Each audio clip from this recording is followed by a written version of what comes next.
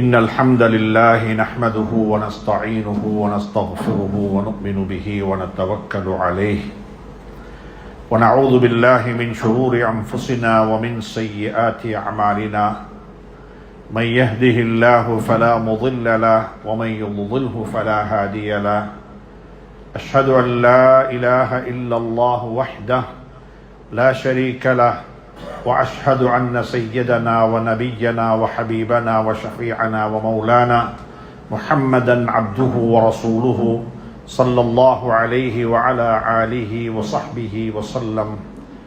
اللهم صل على محمد وعلى آل سيدنا محمد وبارك وسلم عليه. أما بعد فقد قال الله تبارك وتعالى بعد أعوذ بالله من الشيطان الرجيم بسم الله الرحمن الرحيم. الحمد لله الذي وهب لي على الكبر إسماعيل وإسحاق إن ربي لسميع الدعاء رب اجعلني مقيم الصلاة ومن ذريتي ربنا وتقبل دعاء صدق الله العلي العظيم. அல்லாஹ்வின் நல்லடியார்களே, அன்பு சகோதர நண்பர்களே, பெரியவர்களே,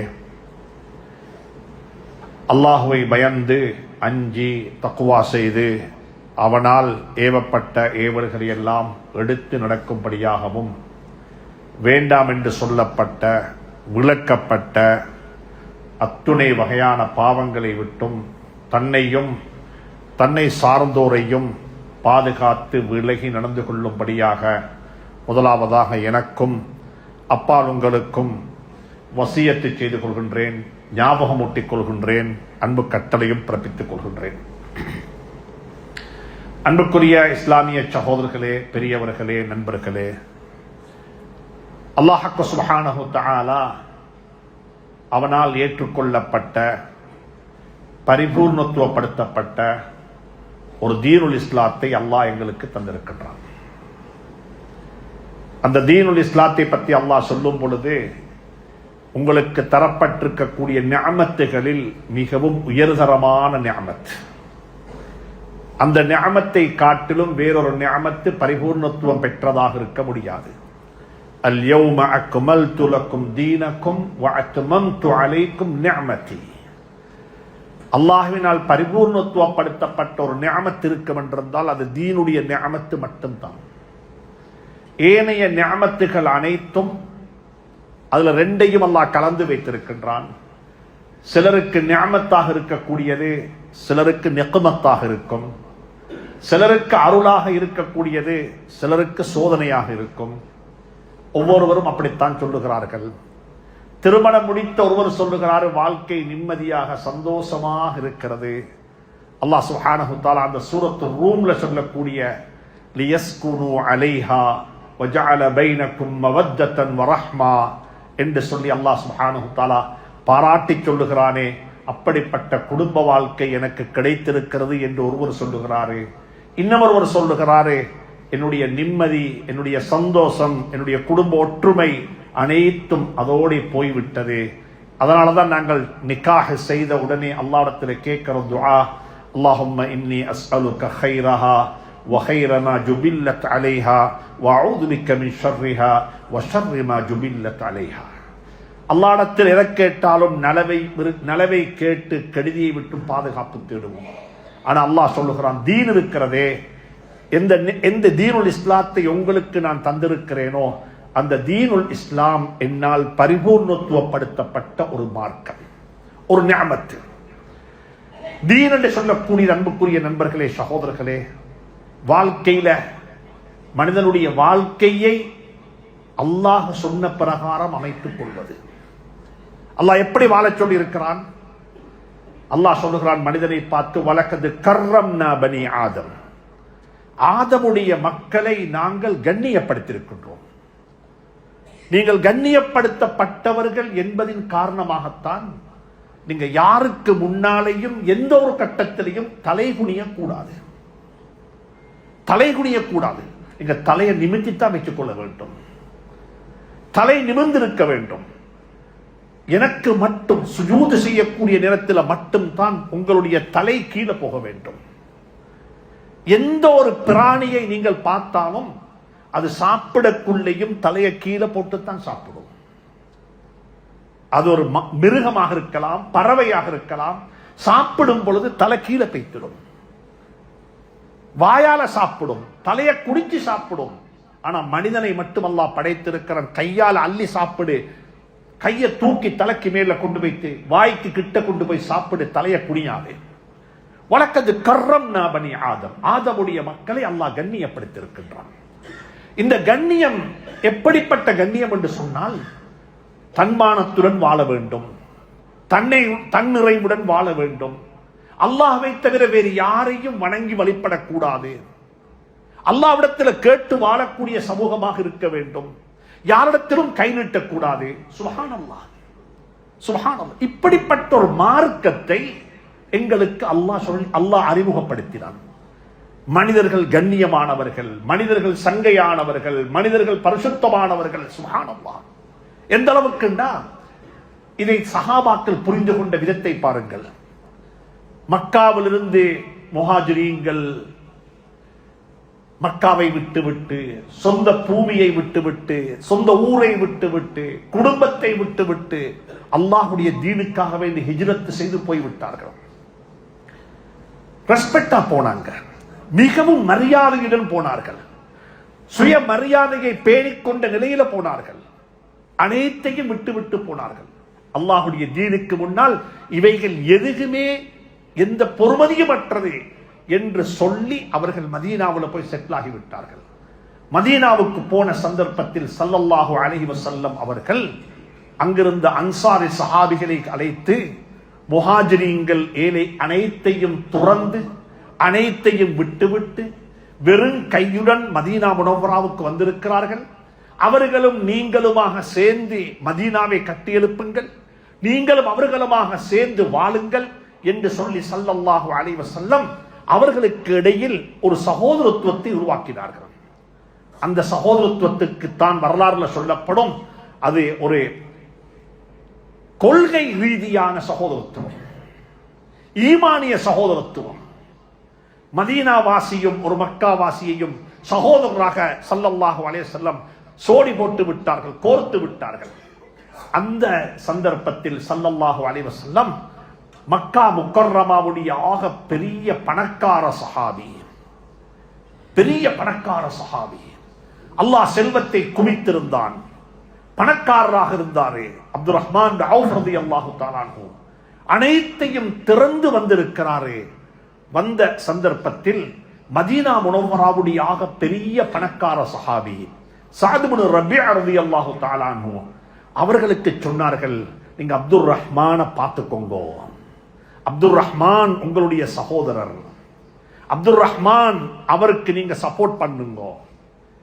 இந்த வார்த்தையை சொன்னதுமே ஸல்லல்லாஹு அலைஹி வஸல்லம் ஸஅத் இப்னு ரபீஅ ரலியல்லாஹு தஆலா அன்ஹு என்ன தெரியுமா சொன்னாங்க? அப்துர் ரஹ்மான் அவுஃபை பார்த்து, அப்துர் ரஹ்மான் நீங்க இந்த சகோதரர், சகோதரர், எனக்கு 2 தோட்டம் இருக்குது, ஒரு தோட்டம் உங்களுக்கு, எனக்கு செல்வம் இருக்குது, இந்த செல்வத்தில் சரி பாதி உங்களுக்கு, உங்களுக்கு தேவண்டா எனக்கு 2 மனைவிமார் இருக்கிறாங்க, நான் ஒருவருக்கு விவாகரத்து செய்கிறேன், அவருடைய இத்தாவுடைய காலம் முடிஞ்சதுக்கு பிறகு உங்களுக்கு வேணுமெண்டா அவன் நிக்காக செய்து கொள்ளவும் முடியும், நான் கிவ் அப் பண்றேன், உங்களுக்கு இதைத்தாரேன் அதைத்தாரேன் இதைத்தாரேன். சுப்ஹானல்லாஹ். அல்லாஹ்வுடைய தீனுக்காக வேண்டி ஹிஜ்ரத் செய்து துறந்து அனைத்தையுமே விட்டுவிட்டு மதீனா முனவ்வராவுக்கு வந்திருக்கிறாரே, எந்த எதிர்பார்ப்பும் இல்லாம, அவர் எதிர்பார்க்கவும் இல்லை, கேட்கவும் இல்லை, அவருடைய மனதில் இப்படி கிடைச்சா நல்லவென்று ஆசை வரவும் இல்லை. அப்படிப்பட்ட ஒரு நேரத்தில் இப்படிப்பட்ட ஒரு உதவி வந்திருக்குது. வேற என்ன தெரியுமா சொன்னார்? எடுத்ததுமே உதாரணமாக யோசியுங்கள் அன்புக்குரியவர்களே, எனக்கு அல்லது உங்களுக்கு இப்படிப்பட்ட ஒரு நிலைமை ஏற்பட்ட எப்படி இருக்கும்? எனக்கு ஒருத்தர் கொண்டு வந்து தந்தாரு, உங்களுக்கு ஒருத்தர் கொண்டு வந்து தந்தாரு, இதை வச்சுக்கோங்க, நீங்க எல்லாத்தையும் திறந்து வந்திருக்கிறீங்க, நீங்க உங்களோட காலத்தை நேரத்தை சமூகத்துக்கு கொடுத்திருக்கிறீங்க, நீங்க சோசியல் ஒர்க் செய்வீங்க, நீங்க நல்ல வேலை செய்வீங்க, இதை பாவித்துக்கோங்க சொல்லி ஒருத்தர் எங்கள்கிட்ட தந்தா நாங்கள் அதை சந்தோஷமாக ஏற்றுக்கொள்வோம். ஹதியாக்கள் தட்டப்படக்கூடாது, ஒருத்தர் விரும்பி தந்தா அதை எடுத்துக்கொள்ள வேண்டும் என்று சொல்லி எல்லாம் ஹதீஸ் இருக்கிறது. அந்த ஹதீஸ்ல எங்களுக்கு ஞாபகம், ஆனா அப்துல் ரஹ்மான் இப்னு அவுஃப் ரலியல்லாஹு தஆலா அன்ஹு ஸஅத் இப்னு ரபீஅ ரலியல்லாஹு தஆலா அன்ஹுக்கு சொன்ன பதில் என்ன தெரியுமா? பாரக்கல்லாஹு லக ஃபீ மாலிக வ அஹ்லிக். உன்னுடைய பணத்திலேயும் உன்னுடைய செல்வத்திலேயும் உன்னுடைய குடும்பத்திலேயும் அல்லாஹ் பரக்கத்து செய்வானாக. துல்லனி அல சூக், எனக்கு பஜார காட்டித்தான், எனக்கு தொழில் செய்த வழியை காட்டித்தான், எனக்கு இந்த இடத்துல போனா வியாபாரம் செய்யலாம் என்றதை காட்டித்தான். சொல்லி போட்டு சொன்னாரு, இஸ்லாத்துக்கு முன்னாலேயே இந்த கையை நான் யார்கிட்டையுமே நீட்டி எதுவுமே வாங்கி இல்ல, இஸ்லாத்துக்கு பிறகு கை நீட்டி வாங்குறது எனக்கு அவ்வளவு அழகில்லை என்றார். இந்த கையை நான் யார்கிட்ட நீட்ட மாட்டேன், எனக்கு உழைக்க தெரியும் என்ற நான் சுய மரியாதையுடன் வாழக்கூடியவன், சுய ரெஸ்பெக்டாக வாழக்கூடியவன். அல் யதுல் உல்யா கைரு மின் யதி சுஃப்லா, கீழே உள்ள கையை விட மேல உள்ள கை நல்லமென்று சொல்ற மார்க்கத்தை சேர்ந்தவன் நான். சுப்ஹானல்லாஹ். அன்புக்குரிய நண்பர்களே, சகோதரர்களே, ஸல்லல்லாஹு அலைஹி வஸல்லம் அப்படிப்பட்ட ஒரு சுய மரியாதை கொண்ட, தன்னிறைவு கொண்ட ஒரு சமூகத்தை உருவாக்கினார்கள். அந்த சமூகம் எல்லாத்திலையும் பெர்ஃபெக்ட்.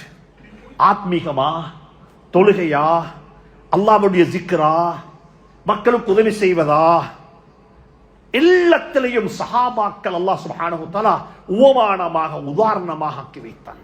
அதில் ஒரு மிக முக்கியமான பகுதி தான் இன்றைக்கு எங்களோட உம்மத்தில் இல்லாமல் போய்கொண்டிருக்கிறது. இது ஹதீஸ். ஸல்லல்லாஹு அலைஹி வஸல்லம் மிக தெளிவாக சொல்லிவிட்டார்கள். இந்த உம்மத்திடமிருந்து முதலாவது பறிக்கப்படக்கூடிய நிஅமத் என்ன தெரியுமா? தொழுகையில் உள்ள இன்பம் பறிக்கப்படும். சொன்னாங்க ஸல்லல்லாஹு அலைஹி வஸல்லம், தொழுகையில என்னுடைய கண்குளிர்ச்சி இருக்குன்னு சொன்னாங்க. குர்ரத்து ஐனி ஃபிஸ் ஸலாஹ், தொழுகையில் என்னுடைய கண்குளிர்ச்சி இருக்குன்னாங்க. இப்போ ஒவ்வொருத்தரும் உள்ளத்துல கையை வச்சு கேட்டு பார்ப்போம், எனக்கும் உங்களுக்கும் கண்குளிர்ச்சி தொழுகையில இருக்குதா? தொழுகையில இன்பம் அடைகிறோமா? அல்லது ஒரு கடமைக்கு தொழுகையை செய்கிறோமா? தொழுகையை கடமைக்கு செய்கிறோமா? தொழுகையை இன்பமா செய்கிறோமா? சர்தார் ஆலம் ஸல்லல்லாஹு அலைஹி வஸல்லம் சொல்றாங்க, குர்ரத்து ஐனி ஃபிஸ் ஸலாத், என்னுடைய கண்குளிர்ச்சி தொழுகையில் இருக்கிறது. நான் தொழுகைக்கு தக்பீர் கற்றேன் என்று சொன்னால் எனக்கு சந்தோஷம். நான் அல்லாஹ்வுடன் நேரடியாக உறவாட ஆரம்பித்து விடுகின்றேன். என்னுடைய தேவைகள் தொழுகையை கொண்டு பூர்த்தியாகும். சொன்னாங்க ஸல்லல்லாஹு அலைஹி வஸல்லம், இந்த உம்மத்துக்கு வரக்கூடிய சோதனைகள்ல மிக முதலாவது சோதனை என்ன தெரியுமா? தொழுகையில உள்ள ருசி ரசனை எடுக்கப்பட்டு விடும். மக்கள் தொழுவாங்க, பள்ளி நிறைய ஆட்கள் இருப்பாங்க. இது நான் சொல்லல, ஸல்லல்லாஹு அலைஹி வஸல்லம் சொல்ல முந்தி குர்ஆன் சொல்லுது, ஃபஹலஃப மின் பஅதிஹிம் ஹல்ஃபுன் அதாஉஸ் ஸலாத் வத்தபஉஷ் ஷஹவாத்.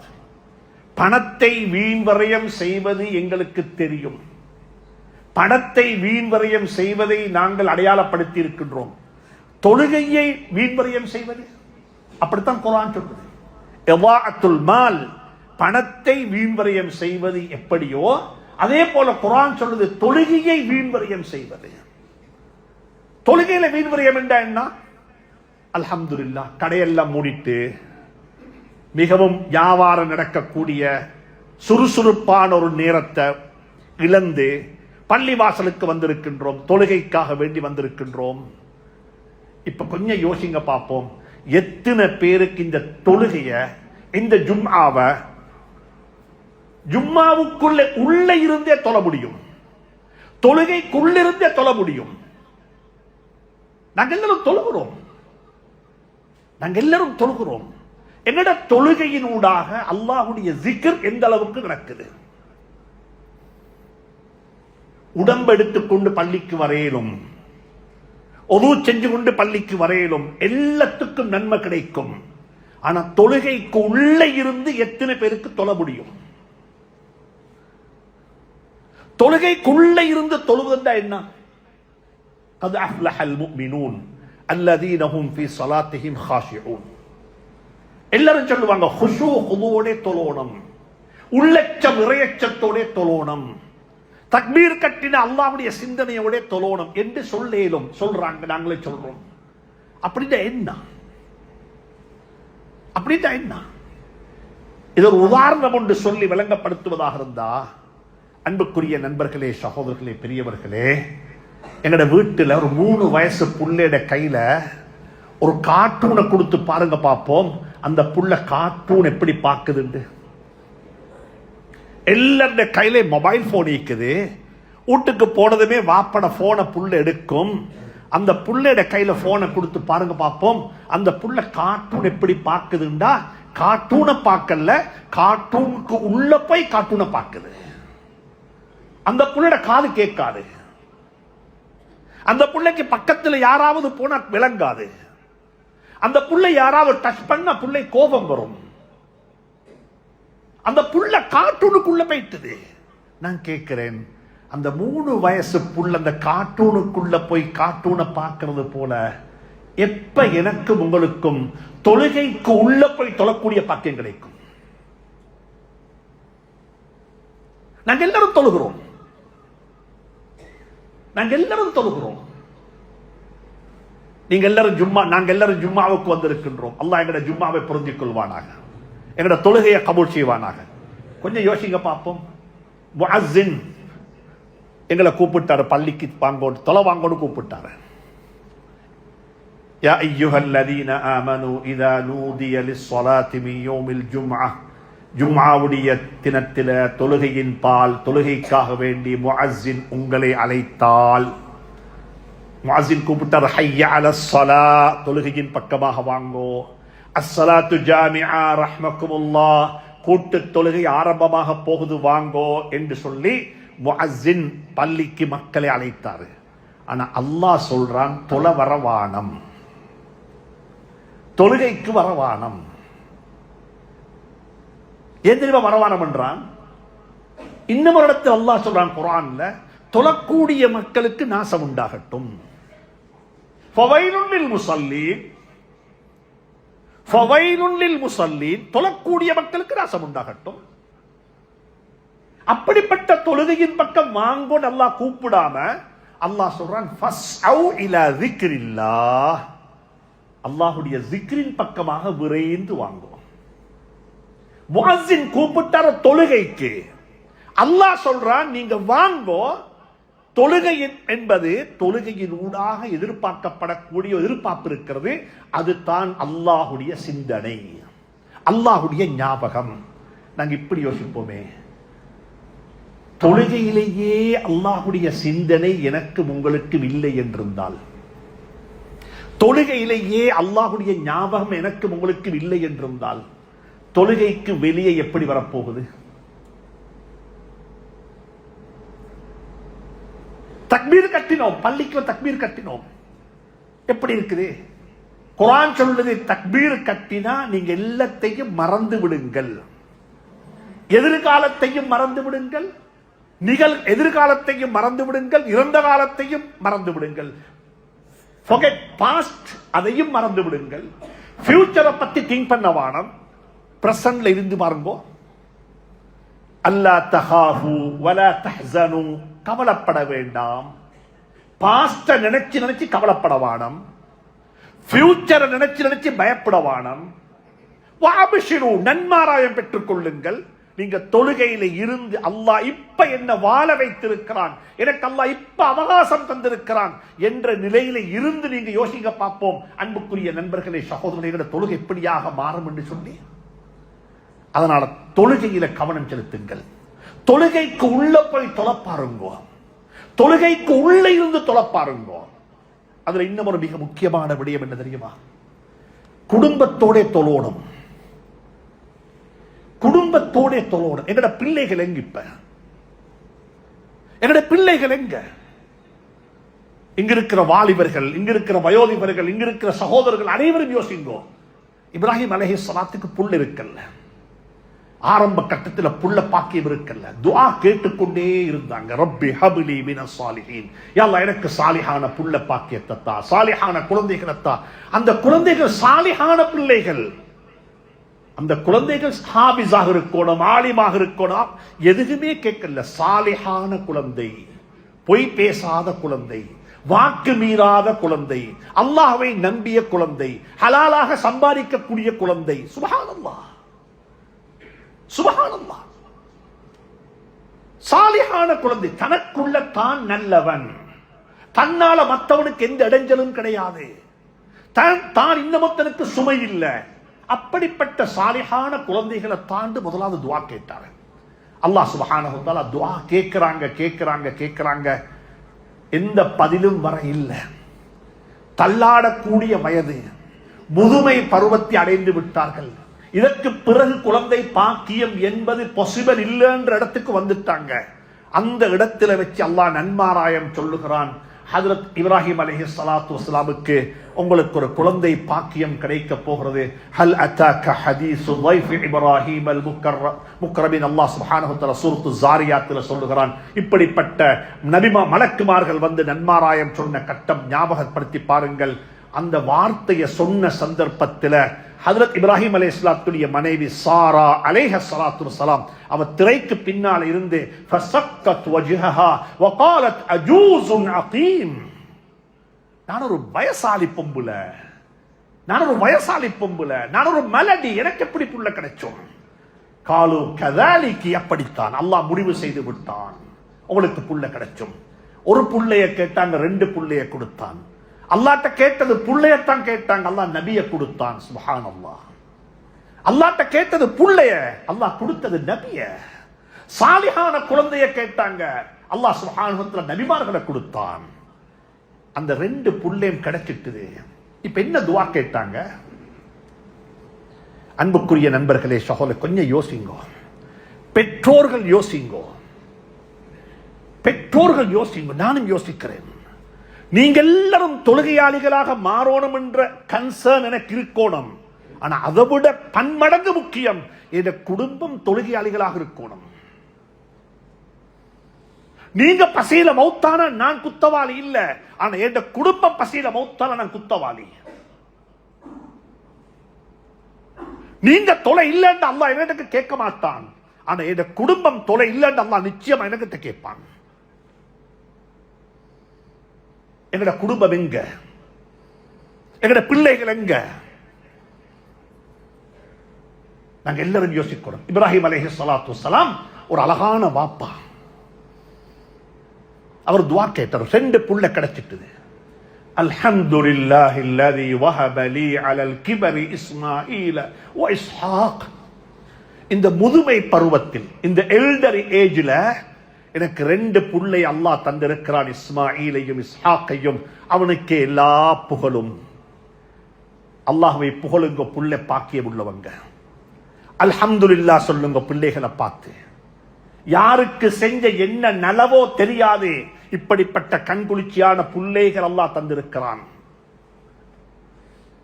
பிள்ளைகள் மோசமானதுக்கு காரணம் பிள்ளைகள் அல்ல, பிள்ளைகள் மோசமானதுக்கு காரணம் பிள்ளைகளை வளர்த்தவர்கள். மறந்துவிட வேண்டாம். ஒரு வாப்ப சொல்றாரு, நான் யாருக்கு செஞ்ச அநியாயமோ தெரியா, அல்லாஹ் இவன் எனக்கு தந்தான் என்று சொன்னா, அது யாரும் உங்களுக்கு செஞ்ச, நீங்க செஞ்ச அநியாயம் உங்களை வந்து சேர்ந்திருக்கிறது. புள்ளையோட வளர்ப்பு சரியில்லை, அது வளர்த்தவனுடைய மிஸ்டேக், கார்டியன் மிஸ்டேக், அது ஃபாதர்ஹுட் மிஸ்டேக். வளர்க்கப்படாத பிள்ளைகள், நெறிப்படுத்தப்படாத பிள்ளைகள்.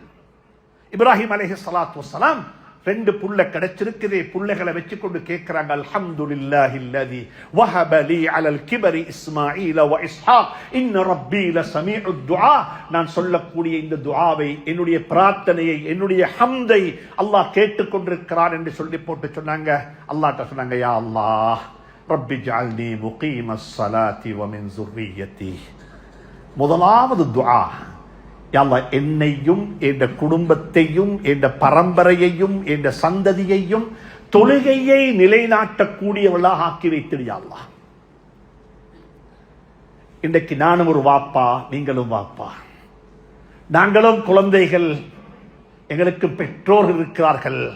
கொஞ்சம் யோசிங்க பார்ப்போம், எங்களோட குடும்ப வாழ்க்கையில தொழுகை எங்க இருக்குது? தொழுகைக்கு என்ன முக்கியத்துவம்? தொழுகைக்கு என்ன ஏற்பாடு?